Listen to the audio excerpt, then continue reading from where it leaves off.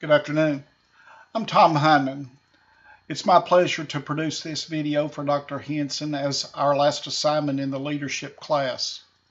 Now, we've looked throughout this course of study about leadership, the theory, the implementation of it in everyday lives, in our church lives, in our working lives, and we need to look at it as we proceed as ministers and preachers, proclaiming the gospel in this contemporary world. We have read Peter Nordhaus's definition of leadership as well as developed our own. Now we come to the end of the class and it's time for reflection of what we've gleaned from the class. Time to ask the question, what is leadership? Or more importantly, what is Christian leadership? I want to begin this video by saying that I now have a deeper appreciation of all the theories of leadership.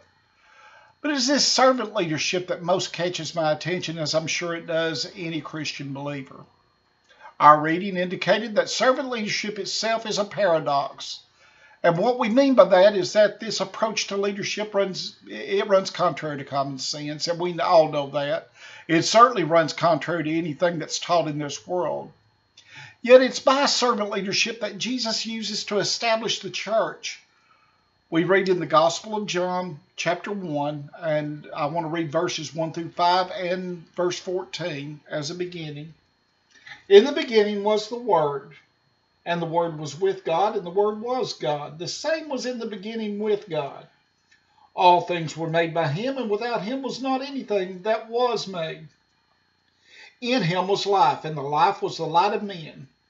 And the light shineth in darkness, and the darkness comprehended it not.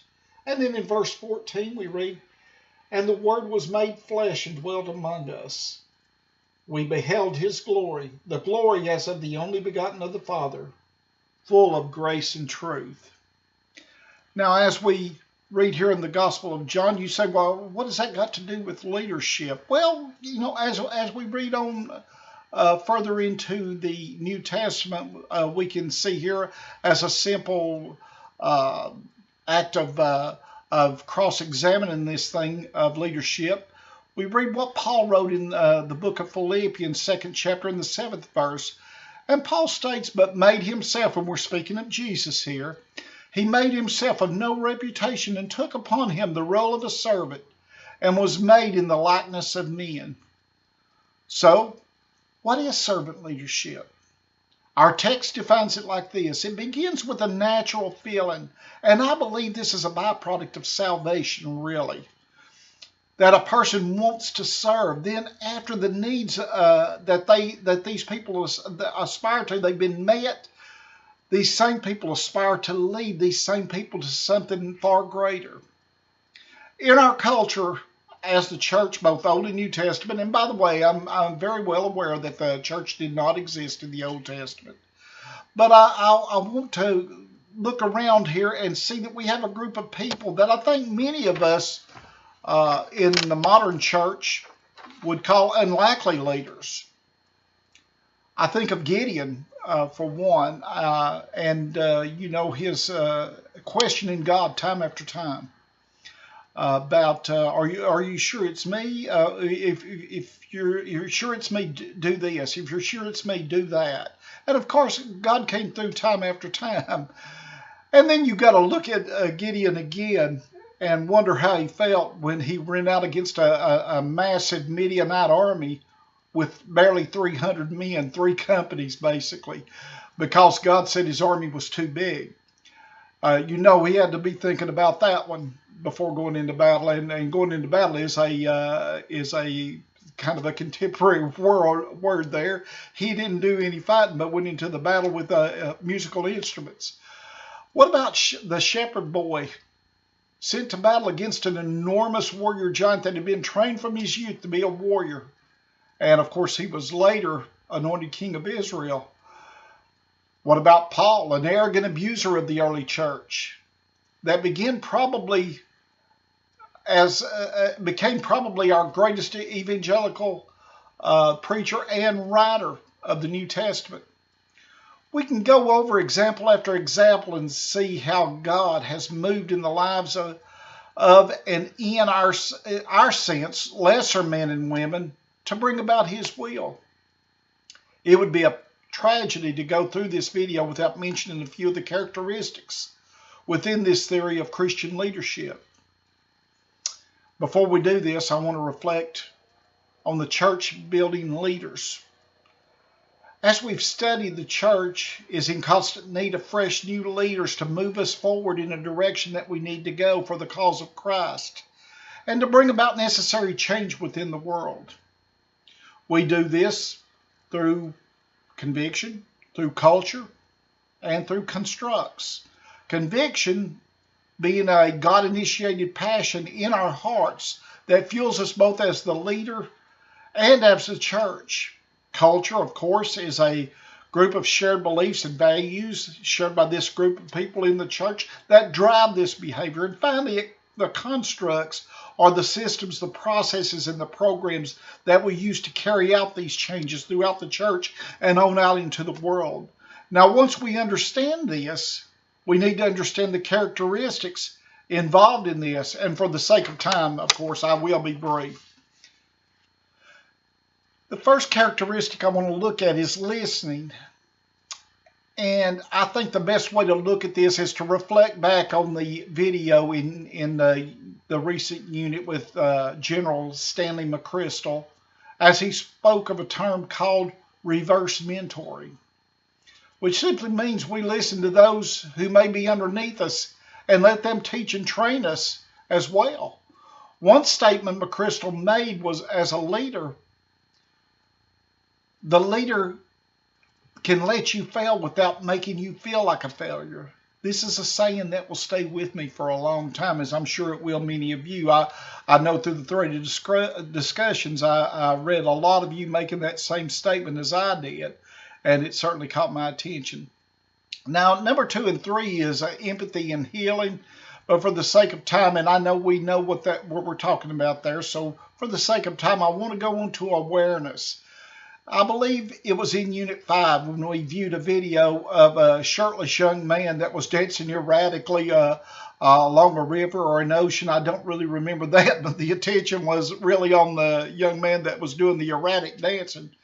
And he was drawing attention of those around him, although there wasn't much drawing power to join this man in his dance of celebration, let's call it. But soon a second one joined. Now, I don't know if this was a friend of his or if it was just somebody that kind of lost it like he did or what. But anyway, soon he was soon joined by a second follower. And, of course, this is the first leader that led to more and more. And soon a movement had started, as the video had said. And this awareness allows the servant leader to be aware of his social, political, and physical environments. So we go on to persuasion. Persuasion is communication that is clear and persistent that convinces those around us to change. I'm reminded of the last video we watched. I believe it was in Unit 6 by David Logan, and he was speaking on tribal leadership. As he shared these 5 stages, he hit on stage 1, and we all know and remember that stage 1 was the stage he said you don't want to be there, and these are I don't think he really said these are less than desirable people, but these people produce less than desirable results, let me say that. And he had a picture there of the young man with 2 pistols blazing, and this was the young man that shot up the university not too long ago. So as we looked through that, he went through these other stages and spent all this time on these other stages. And it struck me, his point was that we don't leave somebody where we find them. But he didn't do much talking about stage 1. And it was because of that, you know, it struck me, and I hit it in some threaded discussions, and myself and some classmates discussed this, that, you know, he mentioned stage 1, but he didn't really go into it, not to leave people where they are, but he didn't do much into saying how to change these people's destiny, how to help these people to change, how to bring these people into our world, how to get behind these people and nudge them up into the next level. What a difference would it have made to this young man just to have nudged from stage 1 to stage 2? But he didn't really go into that, and it kind of made me think, well, if Jesus had been here, what would Jesus would have done? Jesus would have ministered right there on these stage 1 people. This is where Jesus would have been. So it's because of that I realized Jesus is here. Jesus is here through me. Jesus is here through you. Jesus is here through my other brothers and sisters that were in this class and the entire church. So it's us that's not going to these stage 1 people. And it's us that's not nudging these people forward. It's us that's not going out into these communities and making these changes, these necessary changes. Christianity, and in fact Jesus, by his words and actions, shows that is exactly where would have ministered while he was here on earth. So I was a little less stricken by this speaker's credibility as being a game changer. So what am I saying? Christians are game changers. We've been changed so that we can be a change, and so we can point people to the only one who can change them. And that, of course, as I just mentioned, is Jesus Christ. So to look at leadership in general here in these last few seconds, we need to look no further than Jesus Christ. Merry Christmas to everyone. Christ came to save and to change us and our eternal destination, and it is all by the leadership of Christ and him being a servant leader. Thank you very much. Merry Christmas. And Dr. Hinson, again, thank you so much for leading the class. Thank you so much.